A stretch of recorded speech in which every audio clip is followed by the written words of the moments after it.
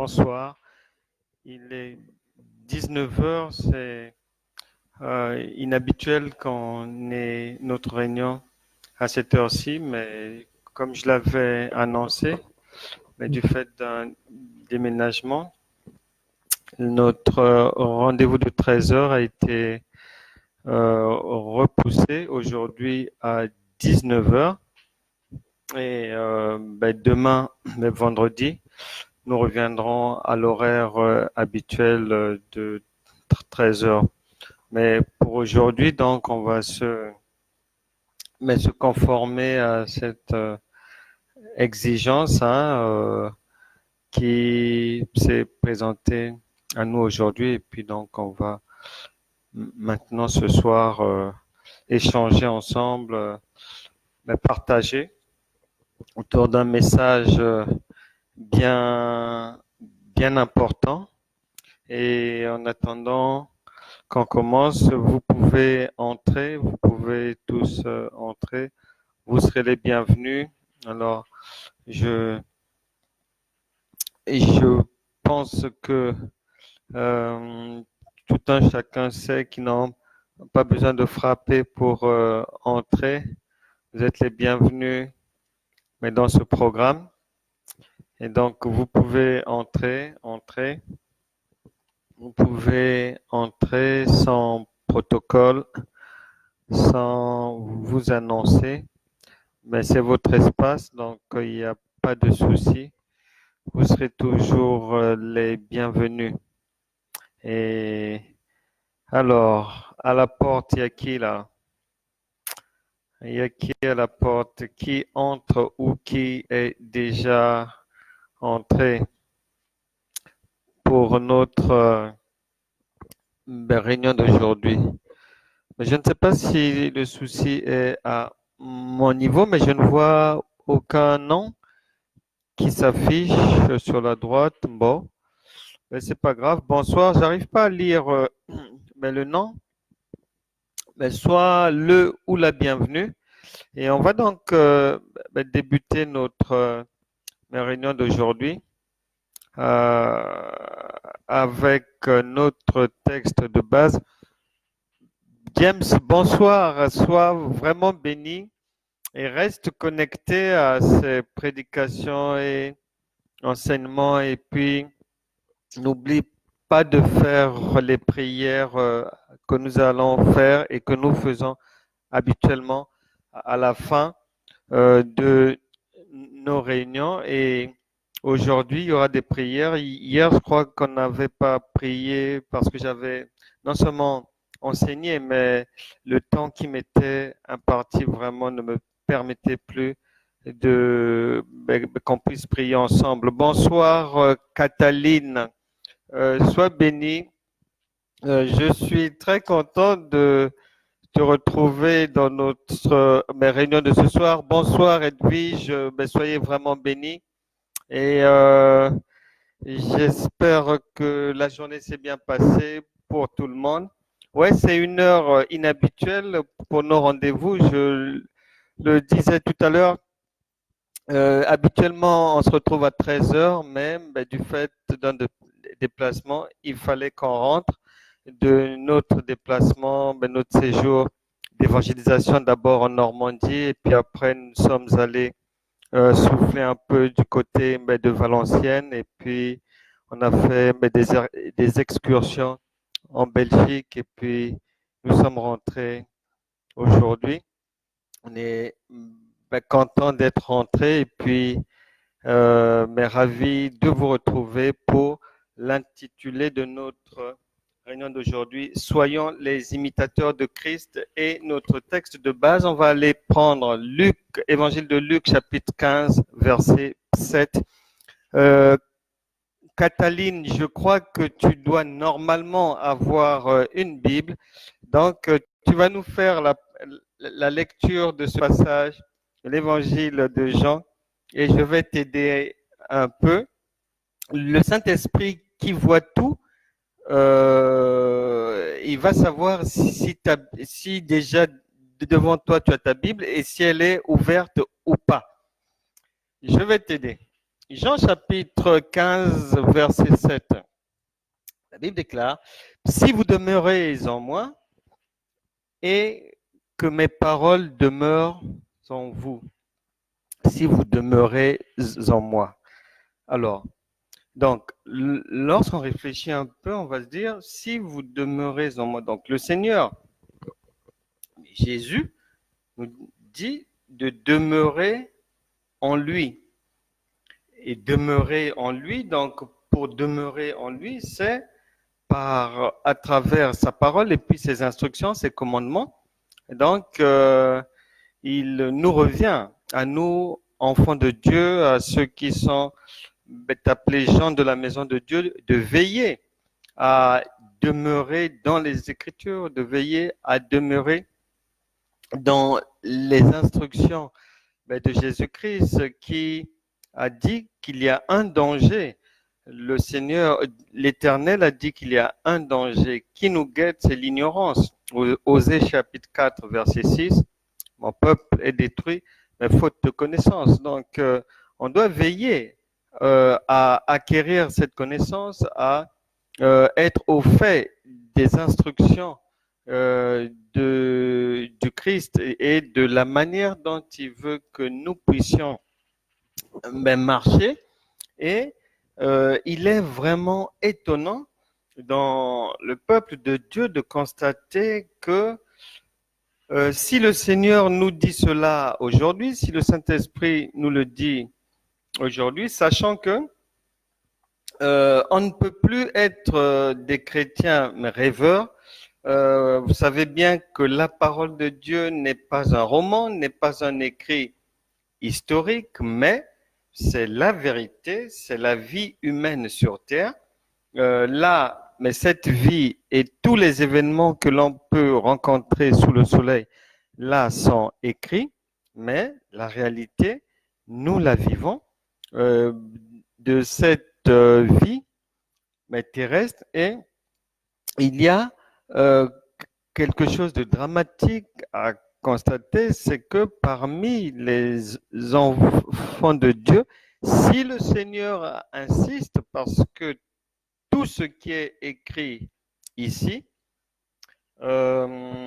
c'était pour tous ceux qui nous ont précédés, c'est pour nous-mêmes, et ça sera pour nos enfants, pour les enfants de nos enfants, de génération en génération. La parole n'est jamais périmée, elle n'est jamais épuisée, elle est vivante, elle est réelle et elle est esprit et vie. Donc, si nous retrouvons aujourd'hui dans l'évangile de Jean chapitre 15 verset 7, ce que le Seigneur vient de dire, en disant, si vous demeurez en moi et que mes paroles demeurent en vous, donc ça veut dire que il y a un problème. Il y a un ça ne va pas, et le Saint-Esprit qui est en vous dit et me dit que tout ce qui nous arrive comme situation, toutes les épreuves que nous traversons, les problèmes qui se pointent devant notre porte, le Seigneur donne la solution. Le Saint-Esprit qui est en vous me donne la solution, c'est-à-dire, première chose à faire, c'est de demeurer dans les Écritures, dans les paroles que le Seigneur a données. Mais quelles sont ces paroles? Ce sont les 10 commandements complétés par la loi de l'esprit de vie, complétés par ce que le Saint-Esprit lui-même vous dit quotidiennement, par des rémas, par diverses manières de communiquer. Donc, on doit veiller, on doit faire attention, et surtout, un aspect très, très important lorsqu'on est enfant de Dieu, lorsqu'on est tenu d'imiter le Seigneur, c'est d'avoir l'amour du prochain.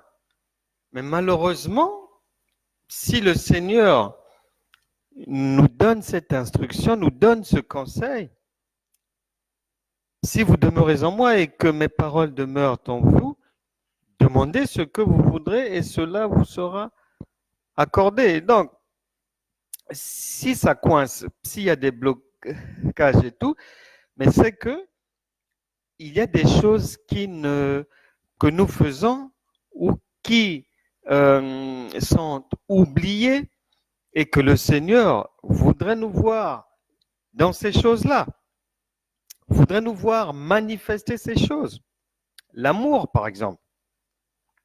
Et il est étonnant aujourd'hui de constater que même au sein de l'Église, il n'y a pas d'amour. Même au sein du corps de Christ, les bergers se disputent les brebis, alors que cela n'a pas lieu d'être. Il y a 7 milliards d'individus au moins sur cette terre. Il y a à boire et à manger pour tout le monde.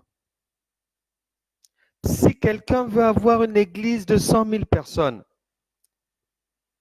mais libre à la personne de travailler en ayant cet objectif-là. C'est possible. Puisque les David Yongisho ont des méga churches. Les Bishop David Oyedepo ont des méga churches. Ils prêchent devant 200 000, au moins 200 000 personnes chaque dimanche. 50 000 personnes par culte. 4 cultes. C'est possible. Vous allez chez Paul Enneche, qui vient d'inaugurer la plus grande en superficie église au monde, 100 000 places. C'est possible.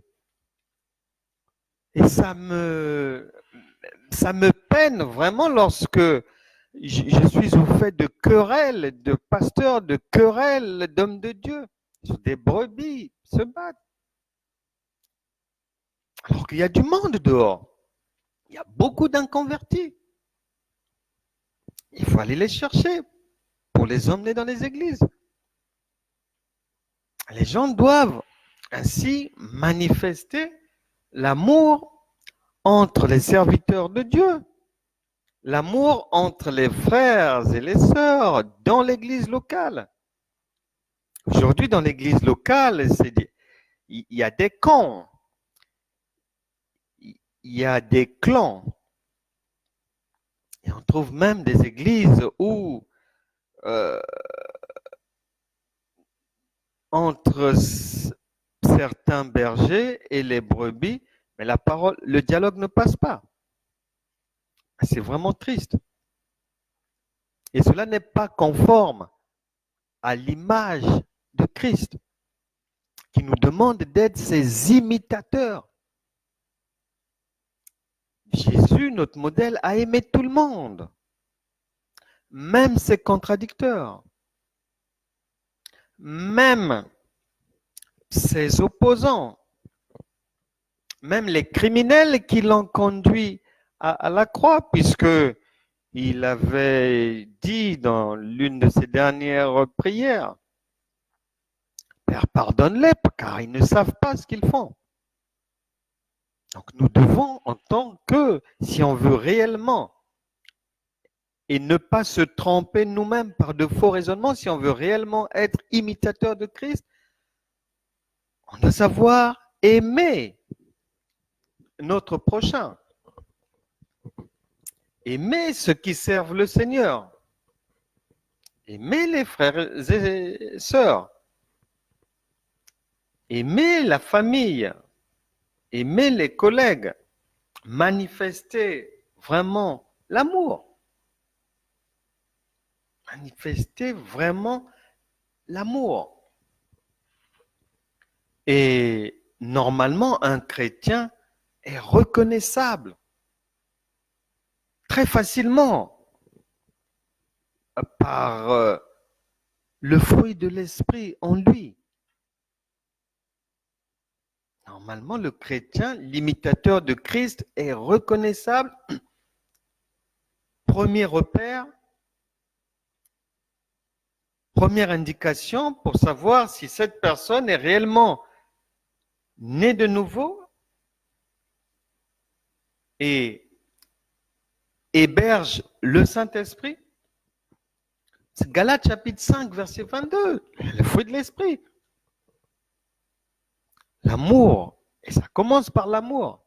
Et c'est cet amour qui manque aujourd'hui dans le corps de Christ. Et ce qui fait du corps de Christ une structure inaccomplie, inachevée. Une structure non respectée par les païens. Parce que même au milieu de nous, il est difficile de trouver l'amour. Le fruit de l'esprit, l'amour, la joie, la paix, la douceur, la bénignité, la fidélité, la bonté, la tempérance et la patience doivent être les éléments retrouvables chez le chrétien, sans que lui-même n'ait à le dire. On doit pouvoir lire cela. Et un chrétien, c'est incroyable de trouver des chrétiens racistes, par exemple. Ça m'étonne toujours. Pourquoi? Parce que dans le royaume de Dieu, notre royaume à nous, le royaume du Père, il y a des concepts qui n'existent pas, comme le racisme, comme l'impossibilité. Toutes ces choses-là n'existent pas. La haine, manque d'amour, la rancune, la médisance, critique, esprit de critique, esprit de jugement. Toutes ces choses-là, dans notre royaume, le royaume de Dieu n'existe pas. Donc si quelqu'un marche avec ces bagages-là, transportant ces bagages-là, aujourd'hui le Saint-Esprit t'interpelle. J'ai même déjà vu un couple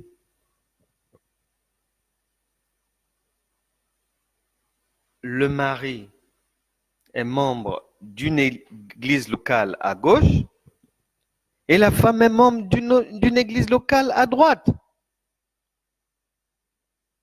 Et que ils ne sont jamais d'accord en ce qui concerne les affaires du royaume de Dieu. Mais ces gens-là pensent avoir le Saint-Esprit ou pensent que, comme ils vont s'asseoir dans une église locale, ils pensent que, mais le Seigneur est avec eux. Non, Dieu est amour, il est là où repose l'amour. Nous devons veiller à cela. Et lorsque la parole nous dit, en Éphésiens chapitre 5, que nous puissions être les imitateurs de Christ, ça veut dire que nous devons imiter l'original. Dans le royaume de Dieu, les photocopies n'ont pas cours. Non. Il n'y a pas de photocopie dans le royaume de Dieu. En tant qu'ambassadeur de Christ, il n'y a pas de photocopie en nous, normalement. Nous devons être conformes à l'original, notre modèle Jésus-Christ, dans notre marche, dans notre expression, dans notre manière de résoudre nos problèmes, par l'esprit de vie et non par la chair, de manière spirituelle et non animale. Toutes ces choses-là doivent faire partie de notre mode de vie. Et si on ne retrouve pas ces standards-là du royaume de Dieu, il y a un réajustement à faire. Il y a un réajustement à faire. Et pensez-y, parce que il y a des choses qui arrivent dans la vie, les difficultés qui peuvent subvenir, auxquelles on doit faire face, qui ont pour solution l'amour. Il y a des problèmes, il y a des démons qui sont chassés par l'amour. Mais si vous ne manifestez pas l'amour comme Christ, comme le Saint-Esprit qui est maintenant en vous le fait, vous aurez des problèmes. Et les problèmes que vous rencontrez vont persister, vont perdurer. Dans notre université de la foi, ici dans cette église audiovisuelle de la foi pratique, nous enseignons la foi, on prêche le miracle, mais on veille, on doit veiller à donner la bonne information, à dire la vérité aux gens, que tous les problèmes ne se solutionnent pas par la prière. Non, c'est un mensonge.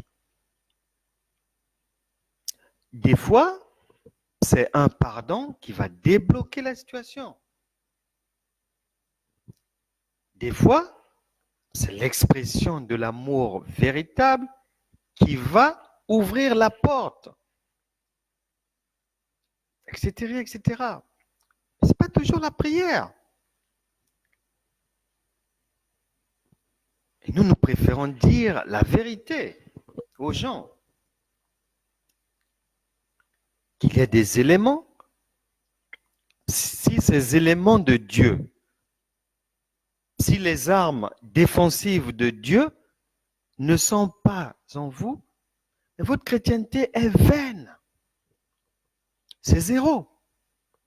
Même si pour vous, vous êtes sur la voie, mais non, c'est zéro. C'est pour ça que l'apôtre Paul, le Saint-Esprit, à travers lui, nous interpelle encore aujourd'hui. Par 2 Corinthiens, chapitre 13, verset 5. Examinez-vous vous-même pour savoir si vous êtes encore dans la foi. Parce que la vie de la foi commence par l'amour. Mais si vous n'avez pas l'amour pour votre prochain, qu'il soit arabe, qu'il soit noir, qu'il soit blanc, jaune, vert, bleu, si vous n'avez pas l'amour pour lui, votre chrétienté est stérile. Devant Dieu, devant le trône de Dieu, vous n'existez pas. Et l'amour ne juge pas. Beaucoup d'enfants de Dieu ou d'incroyants, de frères, de sœurs sont des spécialistes de la critique, du jugement. Alors que le Seigneur a dit, à moi la rétribution, à moi la vengeance. Nous devons manifester l'amour, que ce soit dans l'église locale ou en dehors de l'église. Quels sont vos rapports avec vos collègues? Par exemple, dans la famille, quelle attitude avez-vous? Est-ce une attitude animale et charnelle ou est-ce une attitude à travers laquelle les gens de votre famille reconnaissent en vous le Christ? Pensez-y un peu. Écoutez ce que le Saint-Esprit dit au sujet de l'amour. 1 Corinthiens chapitre 13. Il dit, l'amour est patiente. Est-ce que vous êtes patiente? Est-ce que vous êtes patient?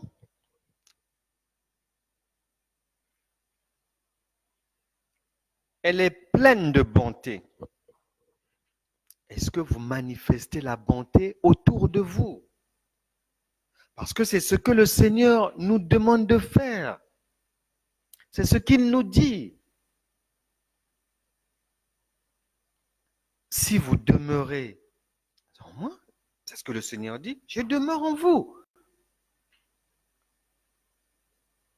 Et s'il demeure en vous, comme il l'est par le Saint-Esprit, donc vous avez le fruit de l'Esprit. Mais pourquoi est-ce qu'au travail ou dans la famille, vous êtes comme un chien méchant? C'est pas normal.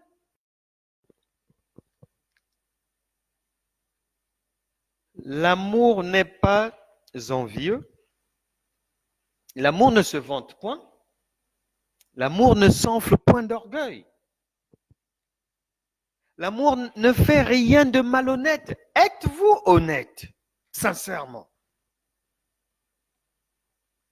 Et votre honnêteté est-elle vivante uniquement au travail, dans l'église,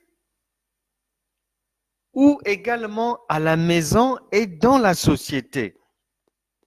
Jugez en vous-même. L'amour ne cherche point son intérêt. Ah, voilà.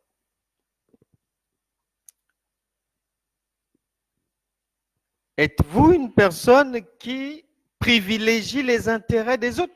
Parce que là, notre modèle, le Seigneur nous demande d'être conforme à sa marche. Et cette marche passe par un sacrifice qui fait que les intérêts, en ce qui nous concerne, les intérêts qui font l'objet de nos pensées, les intérêts qui doivent être nos priorités sont ceux des autres et non les nôtres.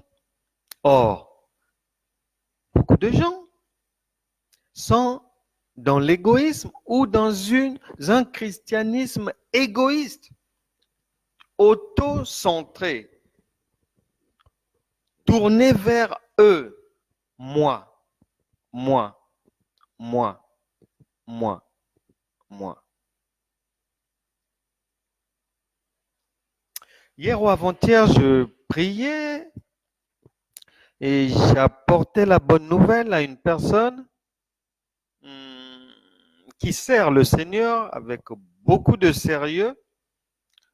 Une personne qui réside en Italie, et je lui apportais la bonne nouvelle et elle me parlait de ses activités chrétiennes dans le Seigneur, son investissement, tout ce qu'elle faisait, puisque elle est dans l'œuvre de Dieu à temps plein. Je l'écoutais. Et pendant que je l'écoutais, le Saint-Esprit m'a demandé de lui demander, puisque lorsque je devais prier, je lui ai demandé ses soucis en termes de prière. Donc, il y avait ces 3 sujets de prière, mais concernaient les membres de sa famille. Le Saint-Esprit m'a demandé de lui demander pourquoi est-ce que elle a l'habitude seulement de prier pour les gens de sa famille. Et elle était surprise. Je lui ai dit non. Il y a d'autres personnes, il faut intercéder pour d'autres personnes. Et même intercéder pour des gens qui sont au-delà de vos frontières. Je lui ai dit, il y a des gens qui meurent près de votre pays, dans la Méditerranée. Est-ce que vous avez déjà intercédé pour que ce drame s'arrête? Et vous aussi, est-ce que vous vous occupez seulement de vos affaires alors que le Saint-Esprit dit que cela ne doit pas être ainsi? L'amour ne s'irrite point. Ah, il faut bien vérifier, êtes-vous belliqueuse ou pas? Êtes-vous belliqueux ou non? L'êtes-vous à la maison, au travail, avec votre conjointe? Comment ça se passe? Avec votre mari? Comment ça se passe? Manifester l'amour. L'amour ne soupçonne point le mal. Il ne faut pas juger. Il ne faut pas juger. Même si vous rencontrez des moqueurs, des gens qui critiquent, des gens qui parlent mal d'autrui, la Bible, la parole de Dieu, nous demande de ne pas prendre part, de ne pas partager le péché d'autrui. Ne rentrez pas dans le mal d'autrui. Éphésiens chapitre 5, verset 11. La parole de Dieu nous dit, ne prenez pas part aux œuvres infructueuses des ténèbres. Ne critiquez pas, ne mentez pas, car lorsque l'on ment, on relève du diable et non de Dieu.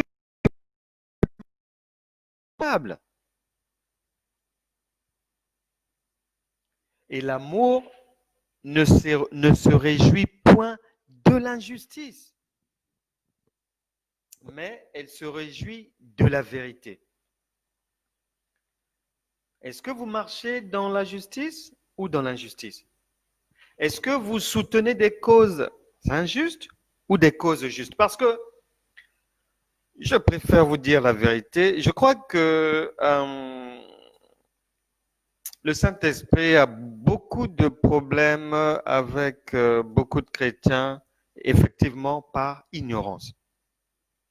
Il faut savoir que si le Seigneur a dit que le jugement commencera par sa propre maison, c'est parce que dans sa maison, il y a des choses graves qui se déroulent.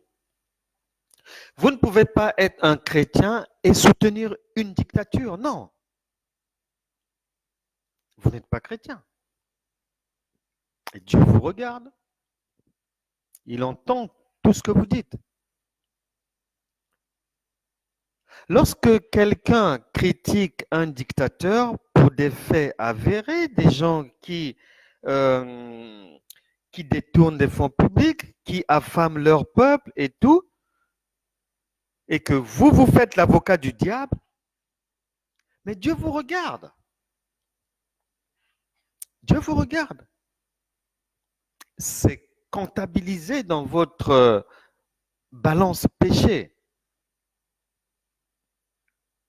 Quand quelqu'un dit une vérité critiquant des régimes dictatoriaux, critiquant des gens qui font le mal, mettant en lumière les agissements des criminels, taisez-vous. Vous allez pécher. Dieu vous regarde. Parce qu'à partir du moment où cette personne dit la vérité, mais vous n'avez plus rien à dire. Il faut se taire. Faire attention à cela. Dieu nous jugera sur toutes les actions et paroles de toute notre vie terrestre. Rien n'est mis de côté. Non, non, non, non. Que ça soit au travail, on prend, à la maison, on rassemble, dans les rues, on rassemble, chez la maîtresse là-bas, si vous êtes ce genre de personne, on rassemble. Voilà. C'est pour ça que le Seigneur a dit que ça commencera par sa maison. Il faut faire attention à cela. Parce qu'un imitateur de Christ vit dans la vérité, pas le mensonge, ne soutient pas les criminels, ne partage pas le péché d'autrui. Si l'apôtre Paul a dit, j'ai appris à vivre dans la disette et dans l'abondance, le Saint-Esprit dit aussi que lorsqu'il faut parler, parle, mais dans la vérité. Et lorsqu'il n'y a pas de vérité, apprends à te taire. Mais sinon, tu ne peux pas pas être un imitateur de Christ. C'est impossible. Jacques chapitre 1, verset 22. Ne vous bornez pas à écouter la parole en vous trompant vous-même par de faux raisonnements. Beaucoup de gens pensent être faisant partie du royaume de Dieu. Mais à la vérité, ces gens se trompent eux-mêmes. Parce que les standards de Dieu sont des standards à respecter. Il est écrit dans la parole de Dieu que sur une échelle de 10 commandements, s'il y en a un seul que vous n'avez pas effectué, l'édifice s'écroule, c'est zéro. Ne vous trompez pas vous-même. Examinez votre vie. Examinez vos faits, vos gestes. Aimons-nous les uns les autres pour être de bons imitateurs de Christ. Ne jugeons pas les autres, manifestons réellement l'amour céleste et non l'amour charnel, non. Amour plein d'hypocrisie, non. Non, pas du tout. Et le Seigneur a dit, si vous demeurez en moi et que je demeure en vous, ben vous allez demeurer en lui comment? Si ce n'est pas la méditation de la parole de Dieu. Vraiment, je ne sais pas, jusqu'au retour du Seigneur, je ne comprendrai jamais qu'il puisse exister des chrétiens, sachant lire et écrire, qui ne méditent pas la parole de Dieu. Mais comment ils vont rencontrer le Seigneur? Où? Par quel canal? Si ce n'est par sa parole, puisqu'il est la parole. Si vous demeurez en moi et que mes paroles demeurent en vous. Donc, ces paroles qui doivent être en vous. C'est pour ça que nous distribuons les évangiles, la parole de Dieu. Il faut la méditer. Elle doit être en vous. Si vous voulez être imitateur de Christ, mais faites comme lui. Satan, qui nous tente aussi tous les jours sur cette terre, l'a d'abord fait avec notre Seigneur et Sauveur. Mais par quel canal le Seigneur Jésus s'est défait du piège de Satan? Mais par la parole. Et par quel biais Satan est venu le piéger? Par la parole aussi. Donc c'était parole contre parole. Mais comme le Seigneur était la parole lui-même, c'est pour ça que vous devez bien la méditer pour qu'elle demeure réellement en vous. Puisque vous avez le Saint-Esprit. Il vous enseignera toutes choses. Vous ne pouvez pas chasser les démons si vous n'êtes pas rempli de paroles, non. Même si vous chassez les démons, et je préfère vous dire la vérité, vous chassez les petits démons. Les plus costauds, puisqu'il y a des légions carrément de démons. Les plus costauds, c'est pas par des bouches non remplies de la parole, mais qu'ils partiront, non. Vous l'aurez. Vous faites un job superficiel. Il faut méditer la parole de Dieu. à quelques endroits, on m'a posé la question sur, oui, mais voilà, il y a maintenant des faux apôtres, des faux docteurs, ceci, cela. J'ai dit aux gens, mais qu'est-ce qu'il y a de nouveau sous le soleil? Rien. Les Moïse ont fait face à des faux serviteurs comme les Corées, à des détracteurs. Les Sambala, les Tobija ont mené la vie dure à Néhémie.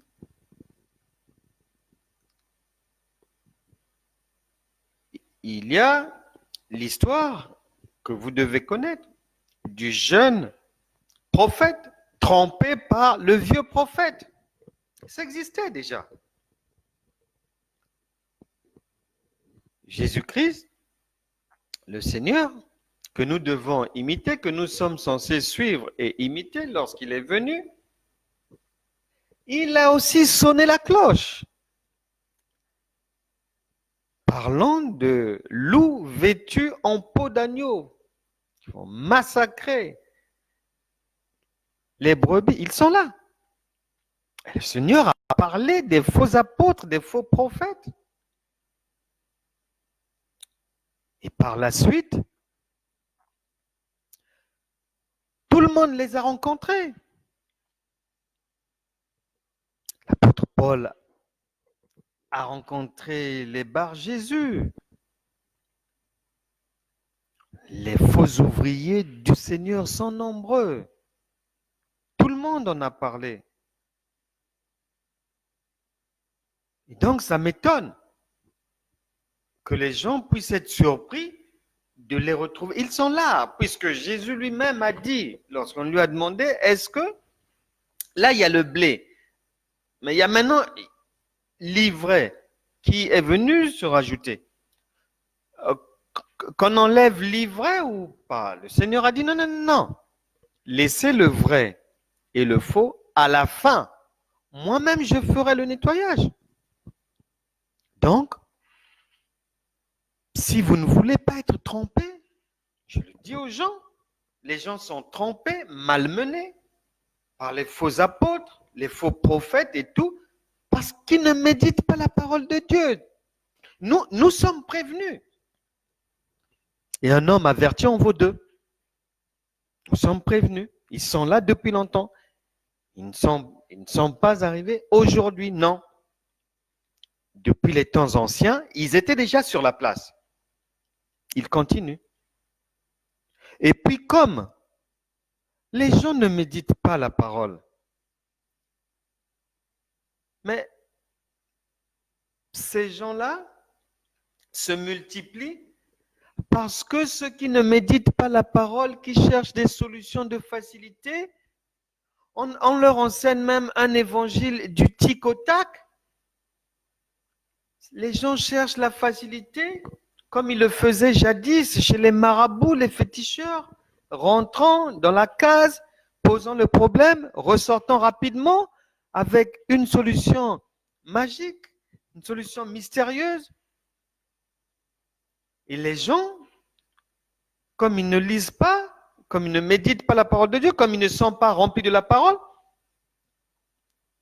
cherchent qui peut les aider à sortir de la difficulté. Ils cherchent par tous les moyens et ils cherchent une sortie urgente. Et ils se font avoir. D'autres sont arnaqués. Il y a des femmes qui sont abusées. Il y a beaucoup de dégâts. Mais nous sommes prévenus. C'est pour ça que le Seigneur dit de demeurer dans ses paroles. Et si vous demeurez dans ses paroles, vous ne serez pas trompés. Enfin, pour aujourd'hui, quatrièmement, pour terminer avec ce chapitre sur soyons les imitateurs de Christ, relevons que il y a beaucoup de choses très étranges dans le corps de Christ. Et je suis toujours surpris d'entendre les gens dire qu'ils veulent marcher selon le modèle de Christ. Donc, être imitateur de Christ. D'accord.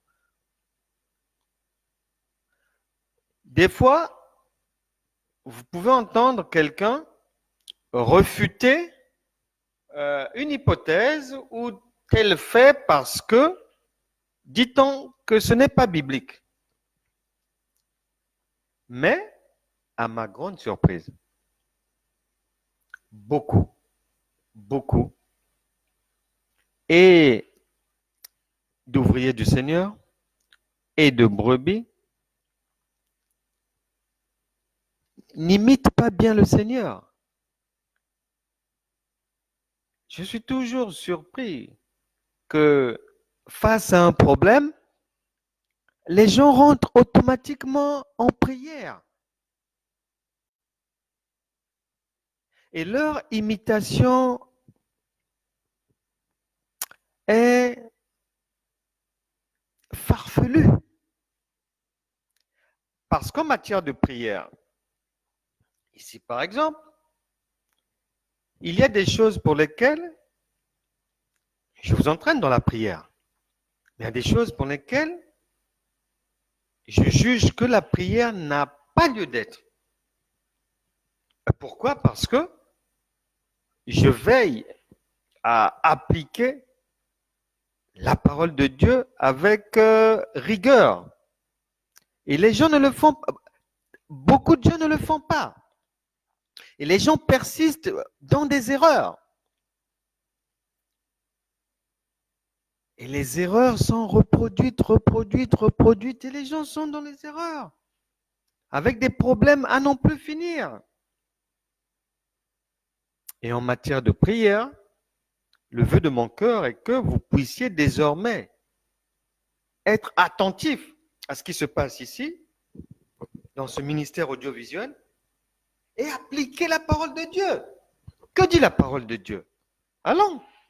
Marc, je prends par exemple Marc chapitre 1, là, le Christ Jésus est à Capernaum. Il y a la guérison d'un démoniaque. Marc chapitre 1, et au verset 25, face à la situation, face au démoniaque, la solution du Seigneur, verset 25, Jésus le menaça, disant, tais-toi et sors de cet homme. Simplement. Mais aujourd'hui, toute situation, les gens veulent prier, attirer l'arigot, vaille que batte. Non. Ils veulent imiter, soi-disant, le Seigneur, mais n'appliquant pas ce que le Seigneur a fait. Je passe. Après, il y a quoi encore, par exemple, la guérison d'un paralytique. Tiens, Marc chapitre 2, guérison d'un paralytique, verset 5. Donc, le verset 4 et tout, comme ils ne pouvaient l'aborder à cause de la foule, ils découvrirent le toit de la maison où il était et ils descendirent par cette ouverture le lit sur lequel le paralytique était couché. Verset 5, Jésus, voyant leur foi, dit au paralytique, mon enfant, tes péchés sont pardonnés. Et c'est la guérison. Est-ce que c'est ce qui se passe chez vous? Est-ce que c'est ce qui se passe dans vos assemblées? L'application fidèle du modèle de Christ. Je passe. Marc toujours, l'homme à la main sèche. Tenez, Marc 3, l'homme à la main sèche. Donc là, l'homme à la main sèche est devant le Seigneur. Verset 5, alors promenant ses regards sur eux avec indignation et en même temps affligé de l'endurcissement de leur cœur, il dit à l'homme, étends ta main. Il l'étendit et sa main fut guérie. Est-ce que c'est ce qui se passe dans vos assemblées? Est-ce que c'est ce que vous appliquez dans votre propre vie? Le Seigneur nous avait déjà prévenus. Ça ne sert pas de faire de longues prières. Parce que, il pouvait le dire, parce que la clé réside dans la connaissance. Là, c'est l'application de la connaissance. Ou tu connais, ou tu ne connais pas. Il n'y a pas de juste milieu. Et lorsqu'on connaît, on applique le modèle. On fait ce que Christ fait. Donc, je suis toujours étonné. Les gens prient pour tout et n'importe quoi, alors que le modèle de Christ est un modèle qui nous demande de demeurer dans ses paroles, d'apprendre en profondeur la parole de Dieu, d'être, c'est-à-dire très riche en l'homme intérieur, bien fortifié, rempli de paroles, de manière à ce que devant chaque situation, une simple application est demandée, c'est tout. C'est pour ça qu'ici, le ministère que le Seigneur m'a donné m'a dit de ne pas faire l'imbécile. Non, d'appliquer strictement. On poursuit. Là, c'est Jésus. Soi-disant, vous dites que vous voulez être à l'image du Christ.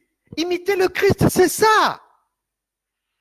Marc chapitre 4, la tempête a pesé, on arrive, verset 39, Marc 4, 39, s'étant réveillé, il menaça le vent et dit à la mer, silence, tais-toi.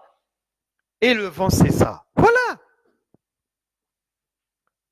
Parce que le royaume de Dieu ne consiste pas en parole, mais en puissance. C'est puissance contre puissance. Il y a deux forces en opposition. Soit l'une prend le dessus sur l'autre, ou soit l'autre prend le dessus sur l'autre. Il n'y a pas de juste milieu.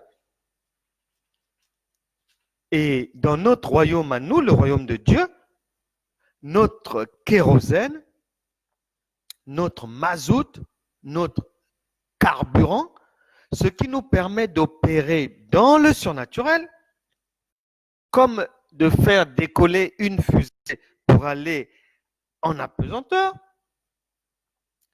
c'est la connaissance de la parole.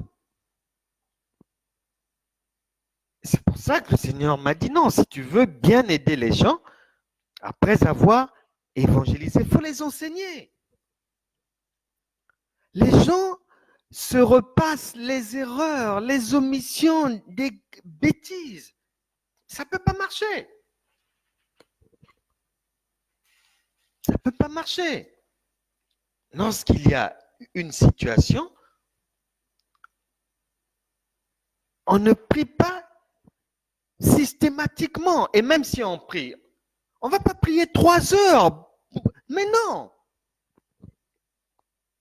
Non. Et la multiplication des pains, nous venons de voir des guérisons, nous venons de voir comment le Seigneur a opéré sur une difficulté qui n'est pas liée à la santé. Donc, il a fait cesser le vent, la tempête. Et là, nous arrivons maintenant à la multiplication des pains, toujours des cas pratiques dans Marc chapitre 6, verset 37. Jésus leur dit, donnez-leur vous-même à manger. Parce que les disciples voulaient renvoyer la foule pour qu'elle aille chercher à manger. Eux, ils étaient incapables de les nourrir. Mais le Seigneur va dire non. Donnez-leur vous-même à manger. Parce que l'Église est faite pour répondre aux besoins socio-économiques des gens. L'église n'est pas faite seulement pour prier, mais non. L'église est faite pour répondre aux besoins financiers, éducatifs, socioculturels, en matière de santé, en matière d'investissement. L'église est puissante, riche, forte. Elle doit le manifester dans le monde. Elle doit s'imposer. La vérité divine du royaume de Dieu a d'imposer sa loi, la loi divine, sur la réalité humaine, souillée, corrompue, mortelle, ténébreuse.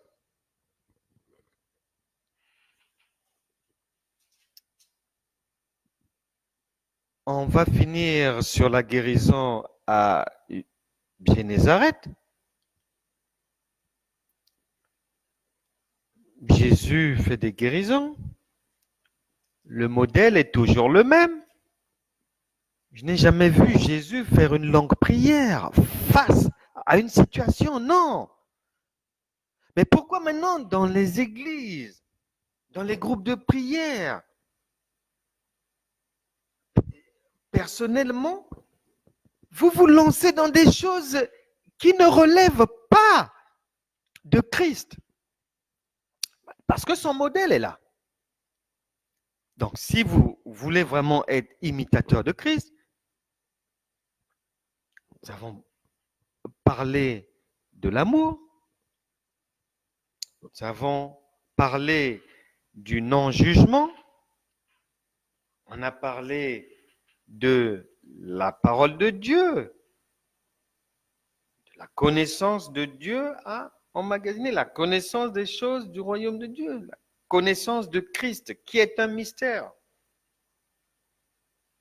Et enfin, pour aujourd'hui, on a fini par se conformer au modèle de Christ en matière de prière, en matière de solutionnement des situations. C'est ce que le Saint-Esprit voulait qu'on puisse voir ensemble aujourd'hui. Nous allons maintenant prier. Seigneur, merci pour ta parole, que tout le monde soit connecté. On va prier. Si vous avez des sujets de prière, vous pouvez les mettre devant le trône de Dieu. On va prier pour ceux qui ont du mal à imiter le Christ. Et sachez que si une faiblesse il y a, il faut se repentir et puis le Seigneur est juste et bon pour nous relever et puis afin que l'on puisse poursuivre la marche parce que vous êtes dans la maison de Dieu et il y a les objectifs de Dieu à atteindre qui vous sont confiés et votre épanouissement, la réussite de la vie pour vous passe aussi par l'accomplissement des objectifs de Dieu. Donc on va prier pour ceux qui ont du mal à imiter au sens strict, mais le Christ. On va prier pour ceux qui sont malades parce que la maladie aussi peut permettre à quelqu'un de ne pas être dans des prédispositions les meilleures afin de suivre la vie de la foi. On va prier pour ceux qui recherchent le travail ou qui ont un travail, il y a des difficultés. Bon, on va prier pour eux, on va les recommander à la grâce de Dieu parce que le travail permet d'avoir un équilibre et puis de se disposer plus facilement à la méditation de la parole et puis à suivre la vie de la foi. On va prier pour les familles parce que c'est très important. La famille est une institution divine violemment attaquée par Satan et ses démons. Donc, on va prier pour tous ceux qui aspirent à vivre en famille ou qui sont en famille déjà, que la main de l'Éternel puisse vous préserver des pièges du malin et des ruses du diable. On va prier pour que la main du Seigneur repousse vos oppresseurs, ceux qui ne veulent pas vous voir réussir dans le nom puissant de Jésus. Je prie que tous ceux qui sont maintenant connectés, ainsi que leurs parents, leurs enfants, leurs familles, que la grâce de Dieu les visite maintenant au nom puissant de Jésus. Que toute chaîne qui maintient une femme, un homme, un enfant, une personne âgée dans les ruses de Satan, que ces chaînes soient maintenant brisées au nom de Jésus. Que tous ceux qui sont malades par la puissance du Saint-Esprit trouvent maintenant la guérison. Que ceux qui recherchent un travail trouvent le travail. Que ceux qui ont des difficultés au travail, que le Saint-Esprit vous prenne en charge afin de solutionner ces difficultés. Au nom de Jésus, que tout foyer qui est menacé d'implosion ou d'explosion soit préservé par la main du Seigneur au nom puissant de Jésus. Je brise tout lien dans les familles du célibat, lien du divorce, soit brisé par le sang de Jésus. Que le feu de Dieu repousse tous vos oppresseurs de nuit comme de jour au nom puissant de Jésus. Que les anges de l'Éternel mais continuent à travailler pour vous, à vous faire du bien. Je lis tous les démons, tout esprit maléfique et démoniaque qui vous persécutent. Je les lis, je les chasse au nom puissant de Jésus. Je chasse toute douleur dans vos corps au nom puissant de Jésus. Que la parole de Dieu puisse illuminer votre esprit, votre corps, votre cœur et votre âme dans le nom puissant de Jésus. Il en sera ainsi. Amen. Merci à tous. Merci d'avoir été présents à notre rendez-vous qui a été décalé pour 19h aujourd'hui. Mais demain, on se retrouve à 13h à l'heure habituelle, même heure, même place. Que Dieu vous bénisse. Excellente soirée ou excellente journée, ça dépend de là où vous êtes. Salutations particulières à Cataline Benoît, que Dieu te bénisse vraiment. On va se voir samedi. Bonne soirée à vous. À demain, 13h. Au revoir.